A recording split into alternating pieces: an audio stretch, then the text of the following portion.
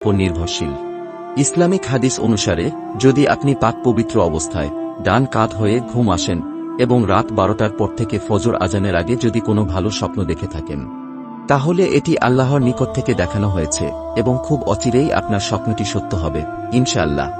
স্বপ্নের এই ব্যাখ্যাটি আমরা ইবনে সিরিন রহমতুল্লাহি আলাইহি এর স্বপ্নের তাবির বই থেকে নিয়েছি। স্বপ্নে ধান দেখা এটি একটি শুভ লক্ষণ। স্বপ্নে কেউ যদি ধান দেখে তাহলে তার পরিবারের সন্তান আসতে পারে, বা যদি অবিবাহিত হয় তাহলে বিয়ের প্রতি ইঙ্গিত করে। এই রকম আরও ইসলামিক ভিডিও পেতে আমাদের চ্যানেলটি এখনই সাবস্ক্রাইব করুন এবং পাশে থাকা বেল আইকনটি বাজিয়ে দিন।